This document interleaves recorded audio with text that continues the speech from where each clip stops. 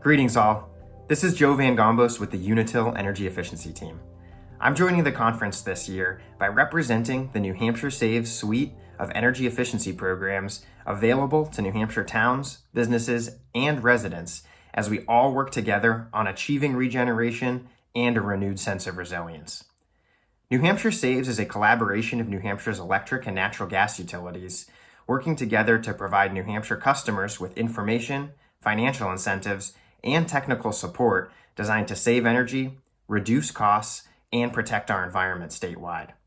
Working in coordination with colleagues at Eversource, Liberty, and the New Hampshire Electric Cooperative, the team at Unitil strives to make homes, businesses, and towns ever more sustainable and more comfortable places to live and work. The New Hampshire Saves team would encourage all businesses to schedule energy audits of your facilities to see how you can leverage New Hampshire Saves financial incentives to implement energy conservation and cost reduction initiatives, which will improve your operations for the years ahead. Please contact your utility provider and ask to speak with the Commercial Energy Efficiency team, and visit nhsaves.com for more information. And now, I have the delight of introducing the next session. We are about to hear from Leonardo De Luca at Ceres, which is a nonprofit organization transforming the economy to build a just and sustainable future for people and the planet. Leonardo will be presenting the Ceres Roadmap for Sustainable Business Leadership. Take it away, Leonardo. So really, what are we going to be talking about here on this this breakout? And what is Ceres? What is the Ceres Roadmap 2030? But more importantly, is this something that can help you and your businesses? So I hope to provide answers to those questions, and I encourage folks to place questions in the chat as we go. I think there's an option in the chat to mark whether your comment can be seen by panelists and attendees. So remember to look for that. And we'll stop throughout the presentation to address some of those questions. And I also plan on leaving time at the end to have a little bit of a Q&A. So Ceres is a sustainability nonprofit advocacy organization, and our mission is to transform the economy to build a more equitable and just, sustainable future for people in the planet. So it's a very lofty goal, and that's great. But how exactly does Ceres do this? So we do this through leveraging our networks. And at Ceres, we have 4 networks. The first is the company network, which I'm a part of, and is made up of 50 members, where we focus on direct engagement with companies that are committed to sustainability leadership. Another network that we have is the investor network, where we focus on educating investors on environmental, social, and governance risks, and bring groups of investors together to influence company performance and advance investment practices. The third is the policy network, where we focus on helping companies advocate for strong climate, clean energy, and water policies at the state and federal levels and engage with those policymakers. And then there's the nonprofit network, where we collaborate with other NGOs to drive collective change. So these networks are all supported by program teams, which have expertise in specific sustainability issues like climate and energy, food, water. And we recently launched a capital markets accelerator team focused on regulators and policies that govern capital markets to reduce the financial impacts of the climate crisis. So like I said, I'm part of the company network, and my teammates and I work with companies in a variety of different ways. We help companies develop ESG strategies and set goals. We host dialogues and host workshops with various stakeholders, including investors, NGOs, and peer companies. We perform benchmarking assessments. We conduct board and executive topic-focused education sessions, just to name a few ways that we try to advocate and engage with these companies. But essentially, all of the work that we do and all these efforts and engagement strategies draw off of one central engagement and action plan framework, which is called the Ceres Roadmap. So, before I get into the latest iteration of the Ceres Roadmap 2030, I wanted to spend kind of a moment covering a little bit of the history of the roadmap. So all the way back to 1989, Ceres was founded following the Exxon Valdez oil spill in Alaska. in which a group of activist investors came together and established what was called the Ceres Principles, a set of 10 environmentally focused principles to guide company and investor environmental stewardship. Then as we jump forward to 2010, and as our organization began to grow and as we began to interact with more stakeholders, we saw a need for a more complete set of expectations to guide companies. So we launched the original Ceres roadmap, which set a vision for sustainability leadership and more specific expectations focused around sustainability accountability and sustainability performance.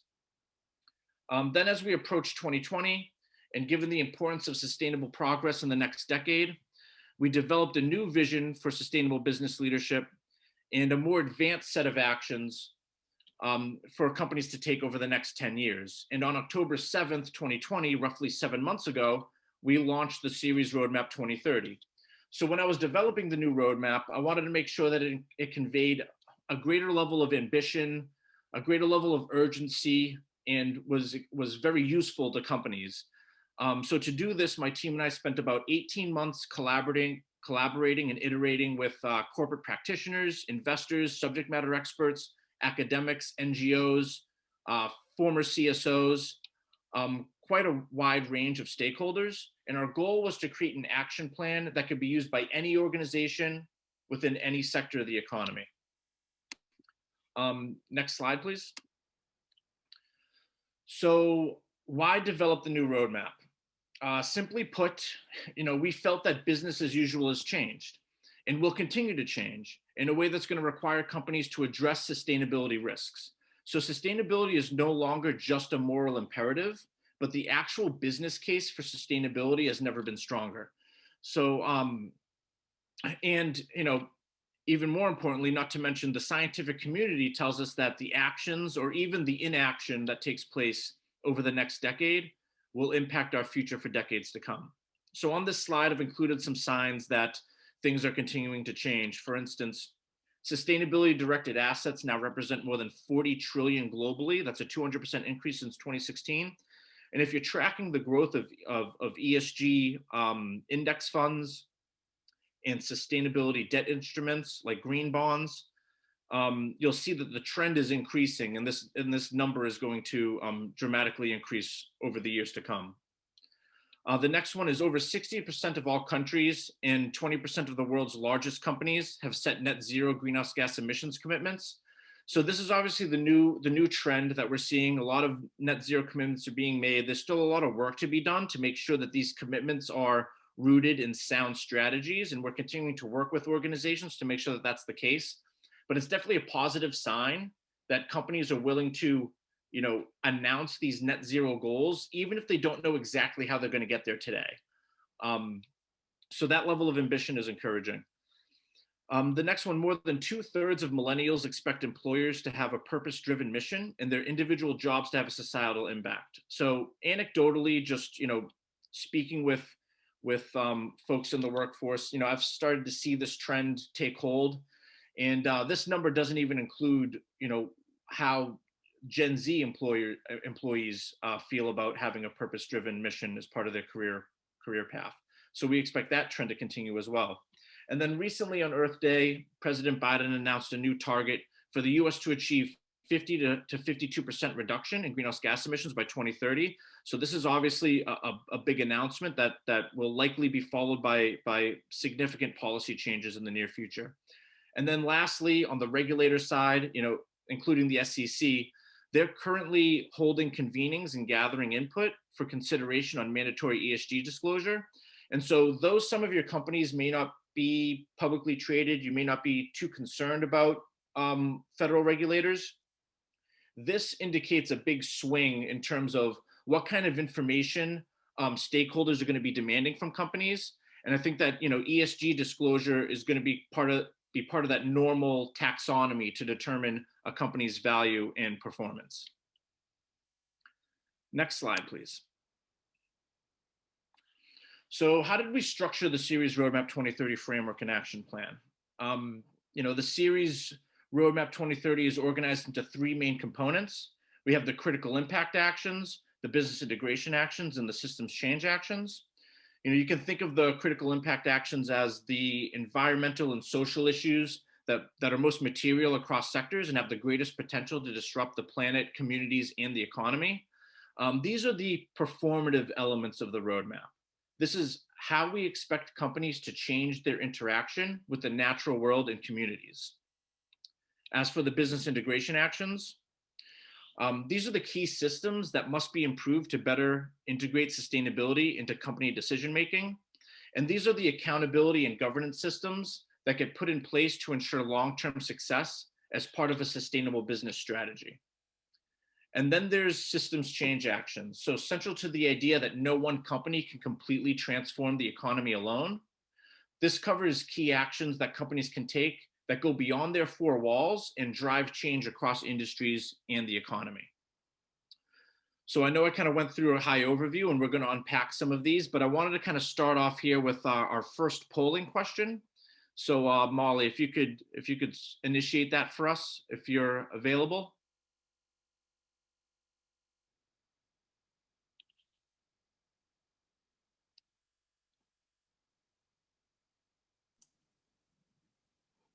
LJ, I don't see Molly. Great, but I think Oh wait, she just rejoined. Hold on. There she goes. Yep, and I think the poll was just started. So so based on this framing for this first poll, where do you think companies should start in addressing sustainability risks and opportunities? The critical impact actions, business integration actions, or systems change actions? So another way to think about this is that, the critical impact actions focus on those external impacts and performance. The business integration actions focus on internal transformation of the company, and the systems change actions focus on the levers for positive influence at scale. And so an important thing that I want to emphasize too is that those Ceres primarily works with large Fortune 500 companies. I designed this roadmap to be applicable to all companies, no matter what your size or what types of stakeholders you serve. As I walk through this and through the various sections of this framework, I hope that you'll see value in leveraging it. All right, so why don't we go ahead and end the poll and share the results. All right, interesting. A little bit of a spread here. This is actually an interesting result. As some of you may have suspected, this is a bit of a trick question. Companies can really start from any of these perspectives, but at Ceres, we advocate that companies start by focusing on truly integrating sustainability into their governance and accountability systems. So we typically ask for companies to prioritize the business integration actions. So it's interesting to see that there was a little bit of a spread, which makes sense. But good to see that the business integration actions were what kind of led the way there. All right. Next slide, please. So let's talk about these critical impact actions, which are stabilize the climate, protect water and natural resources, and build a just and inclusive economy. One of the big lessons we learned from the original roadmap was that if you give companies an expectation that's 10 years out in the future, companies lose that sense of urgency. So to make the roadmap better fit for purpose, for each of the actions in these categories, we define milestones as to where companies should be today by 2025 and 2030. Next slide, please. So this first category coming up here is stabilize the climate, where we've identified 4 action areas. And here you can see some text, which includes kind of the 2030 vision statements here. I'm not going to read this, but there's a lot more information on the website, which I'll be covering in a few more slides. But the first one here is greenhouse gas emissions reductions and carbon removal, which includes the need to reduce greenhouse gas emissions by at least 50% by 2030 on a trajectory to net zero by 2040. The second action area we focus on is clean mobility, which includes the electrification of light, medium, and heavy-duty ground transportation by 2030, 2035, and 2040, respectively. Renewable energy and energy optimization, which includes the transition of all operations to 100% renewable energy. Then there's land restoration and no deforestation, which includes the elimination of deforestation and the investment in the restoration of land previously impacted by business operations. So it's important to note when it comes to sustainability that you can't really think of each of these actions in silos. Not only are there interdependencies between these topics, but there are also interconnections between actions in other categories as well. So for instance, greenhouse gas emissions can be seen as a through thread that connects all of these topics. The first action is going to be focusing on science-based targets and net zero targets, while the other threes are ways in which companies can decarbonize their businesses. So the extent and depth in which companies address these issues is going to depend on how material that issue is to their business. Next slide, please. So the next category under critical impact actions is protect water and natural resources, where we've identified 3 action areas. So natural resource protection and restoration, which includes reaching resource positivity for key raw materials into scale circular business solutions. Water supply, which includes achieving water balance in regions of high and medium water stress. Water quality, which includes eliminating the discharge of pollutants of concern in operations and supply chains. And so all of these categories, of all the categories we're going to be covering in the roadmap, this one is going to be the most heavily influenced by what resources and issues are most material to your business. So we call out water specifically since it's the most ubiquitous and vital natural resource, and it's a key material focal point for many of the companies that we engage with.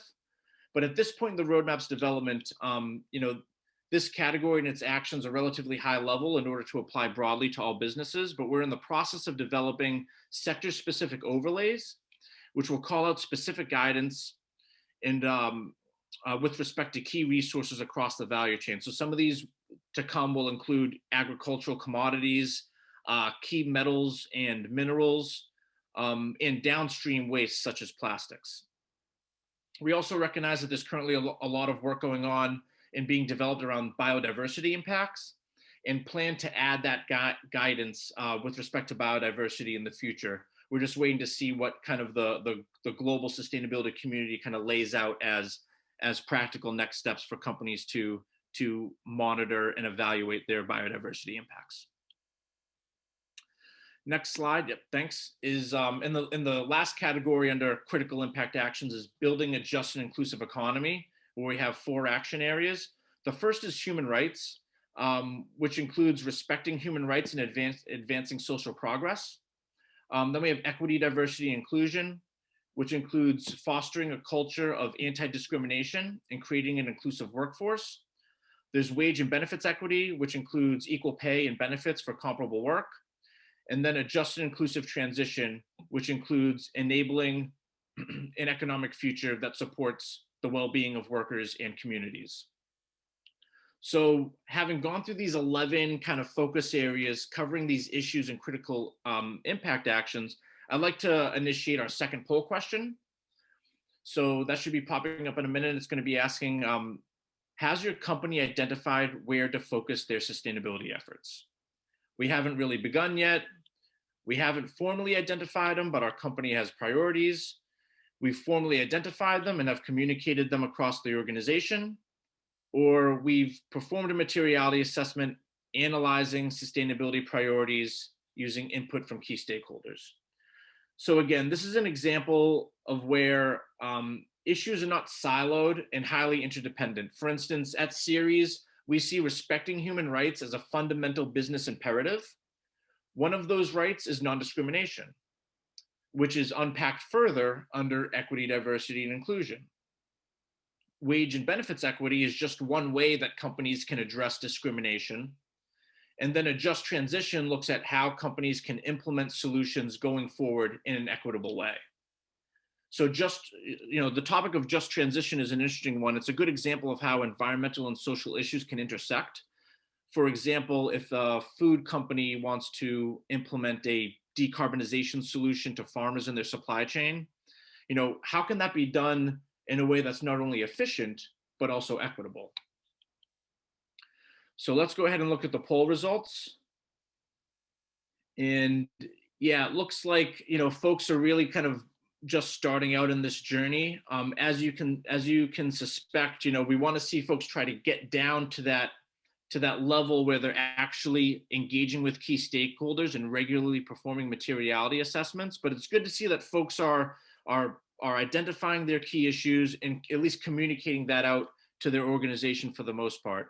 But this is definitely an exercise that's going to help tie in not only your sustainability priorities, but it can help really drive your business strategy going forward. All right, so next slide, please. Well, what we'll do before we enter in the business integration actions, perhaps we can see if there are any questions in the chat. I think this is a good time to take a quick check there. Hey, Jerry, this is Mark. Let me just check here.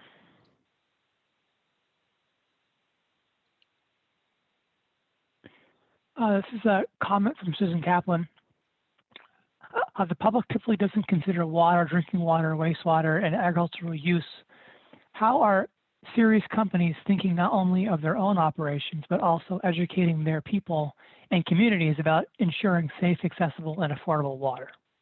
Yes. So one of the parts of the water content and action plan is the right to clean water. And so, we work with a lot of, especially around the food and beverage industry and the footwear and apparel industry.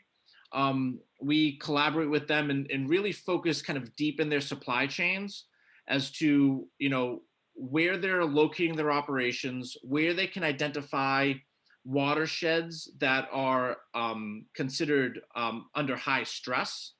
And that can be from a quantity standpoint or a quality standpoint or an access standpoint, and really try to kind of engage with those local municipalities, kind of this idea of systems change and multi-stakeholder collaboration to identify ways in which that they can, provide that clean drinking water. I think one example, and I forget which company it was, I don't want to misrepresent them, but one of the solutions that a company came up with is, they know that water has an equity issue in some parts of developing nations, where women are more responsible in the household for going out and getting the water that the families need on a daily basis. They can spend hours upon hours a day just retrieving water. So what some of the what this company did in the facilities where they have presence was providing kind of clean water for the communities to come to those facilities and get that clean drinking water, so that they didn't have to spend as much time trying to retrieve it and bringing it back to their households. Just a simple way to kind of really, bring some equity to an issue and help kind of resolve some of the access issues around clean water. Any other questions, Mark? We have one more question from John Rouleau from Able, New Hampshire. Is the process and actions in the roadmap linear? Yeah, and that's a great question. I'd say that the timeline is linear, like where we expect you to be today and going to 2025 and 2030. There's a linear progress there, but oftentimes, a lot of this is iterative.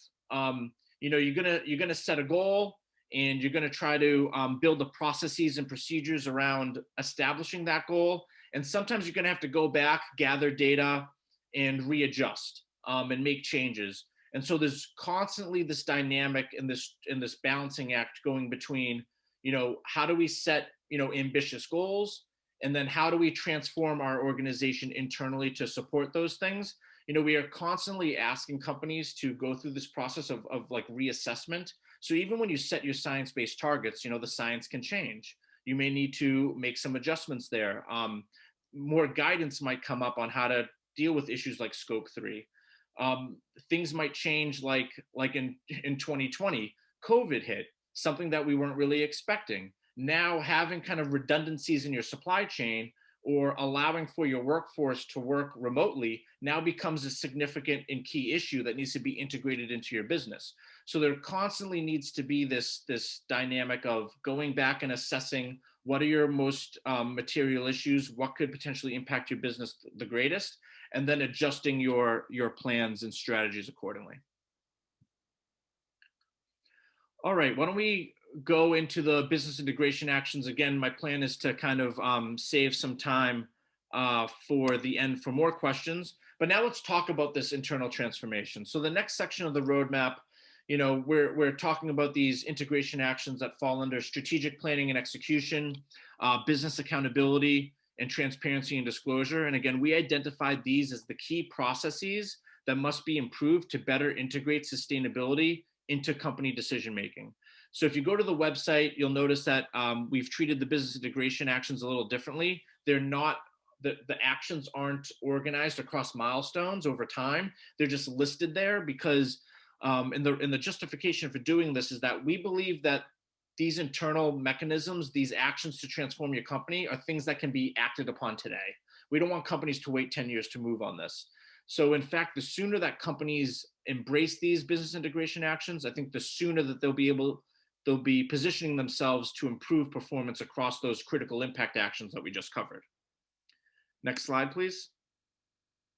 So with strategic planning and execution, we've identified 4 action areas. We've got corporate purpose in the business case, which includes demonstrating shared value for stakeholders. We have materiality and saliency, which includes expanding risks and opportunities to include both material and salient impacts. And so that's kind of alluding back to the last poll question that we had around performing materiality assessments. Strategic planning and scenario analysis, which includes integrating sustainability into planning and conducting scenario analysis across different time horizons and sets of conditions.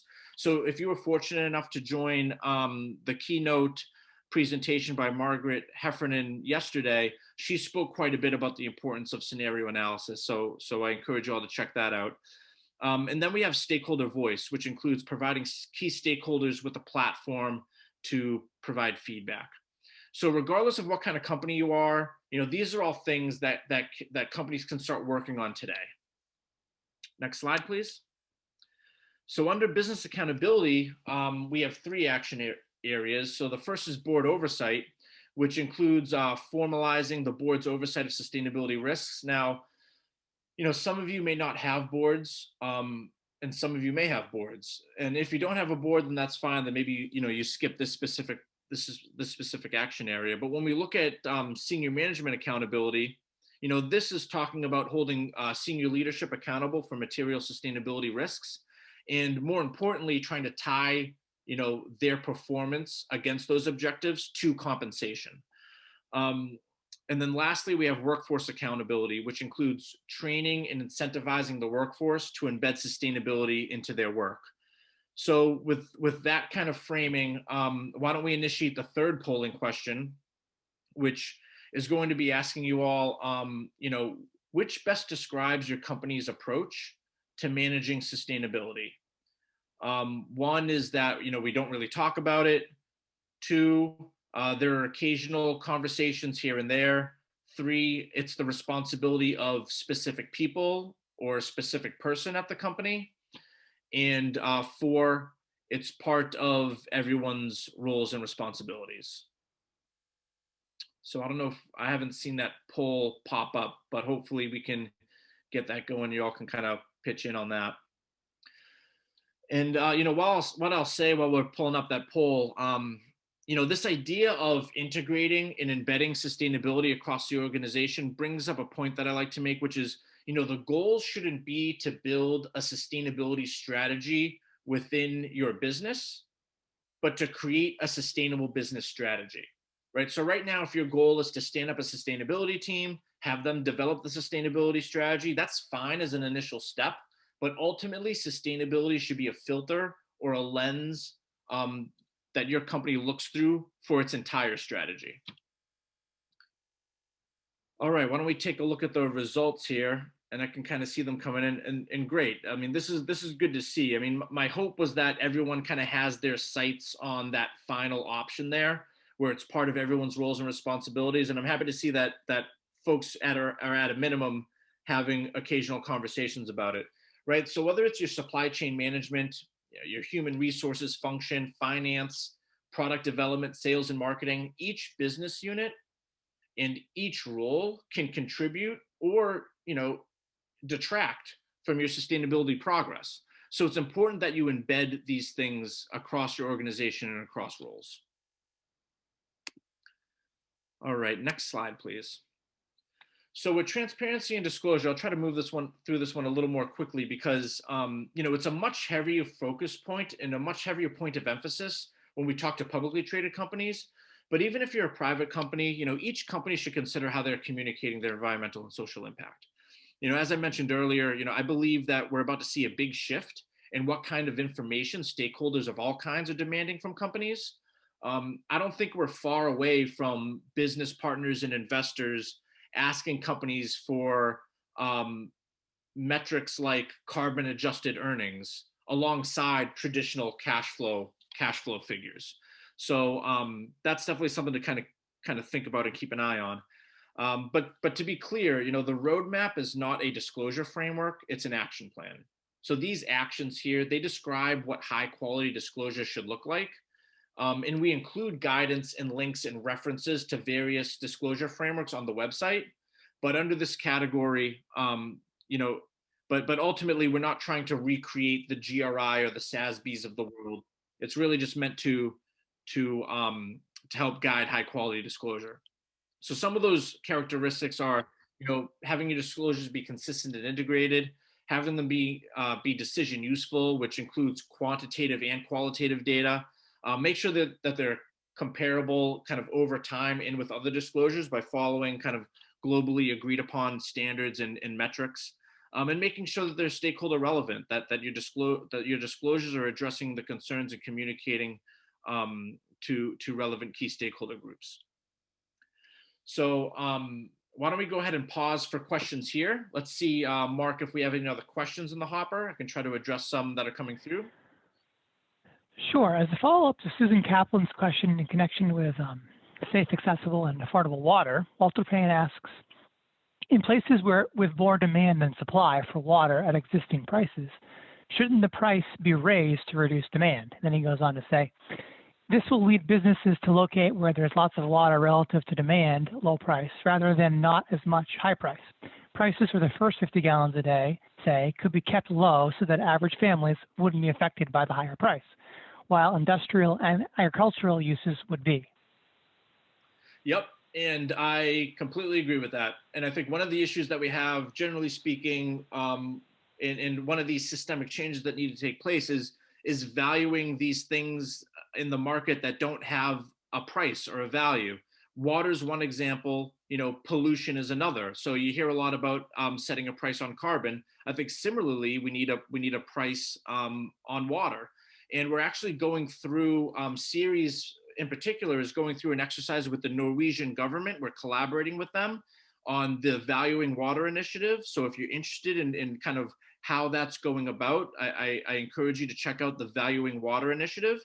And they're putting together principles. They're currently going through case studies in various countries to determine what a practical price on water would be and how that can be staggered and incrementally increased over time so that we can truly reflect the value of water in areas where there's high demand and high stress. All right, I know Go ahead. I'm sorry, I had one more question from Jesse, if you wouldn't mind. Yep. What have you seen is most effective in moving sustainability efforts up in terms of priority at companies? Yeah, so I think the greatest thing is really drawing these connections to risk. So if you're seeing these trends in the economy and we're moving towards there's two types of risk. There's the transition risk of the economy transitioning to more low carbon economy. So in doing so, how does that create stranded assets? How is that potentially going to create additional tax burden? How's that going to create reputational risk? How is that going to create kind of vulnerabilities in the resiliency of your supply chain and operations? And then there's also the physical risks where, if you're physically located in areas that are, susceptible to more severe storms, droughts, wildfires, These are all things that can significantly, impact a business. So you need to, when you're going through your enterprise risk management exercises, if you're not including sustainability and embedding that as part of your process, then naturally you're not going to be able to prioritize the right actions around your sustainability priorities. So it's about, meeting with stakeholders, understanding where your risks are, and making sure that's embedded in your process so that you can identify those key issues. All right, and I know I'm coming kind of short on time, so why don't I go to systems change real quick? And we can even go to the next slide again. Great. And so under systems change, we have 3 key areas: public policy engagement, investor engagement. But if you don't really have investors as a stakeholder, you can think of this as business partner engagement, and then multi-stakeholder collaboration. So what I want to say about systems change is that it plays a unique role in the roadmap. As you'll see when I get to the website real quick, we've added these systems change call to actions under each of the critical impact areas. And we've done that so that we can kind of, remove this abstract idea of what systems change is and actually put some practical actions that companies can take to move in a systemic way. But we also have these high level actions as well that tie to more specific guidance and principles that we've developed at Ceres. So I suggest you kind of check that out on the website where we have some more details. But why don't we go to the next slide? Because what I wanted to do too, since this is the new business, the New Hampshire Businesses for Social Responsibility Conference, I want to kind of give it a little bit of New Hampshire state policy context. And to be honest with you, if I don't do this, I don't think I'm allowed back to work tomorrow. So, as we wrap up the presentation, you'll see that there's a lot of efforts going on in New Hampshire that we want to highlight. One thing that we think is going to be coming is a state net zero commitment and the establishment of science-based targets. So we encourage folks to support those efforts as they begin to gain momentum. We know that there's some bills passed at the state level to support the transition to zero emission vehicles and electric vehicles, and the adoption of innovative vehicle emission standards. So transportation and the built environment are the number 1 and number 2 sources of greenhouse gas emissions for the state of New Hampshire. And so, this transition is not just an environmental issue, but it's also a public health issue, and can generate cost savings as well.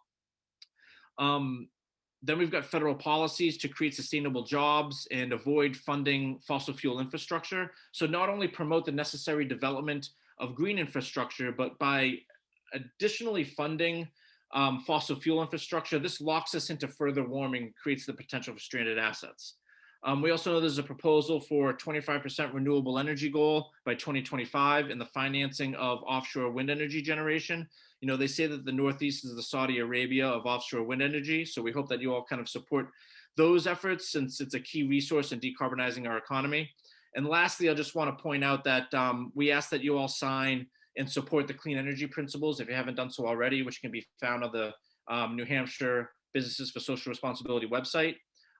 This will demonstrate to policymakers that clean energy is good for business, and that it's really important that businesses provide their voice and advocate for climate policies. Supporting these changes are ways for your organization to participate in systemic change.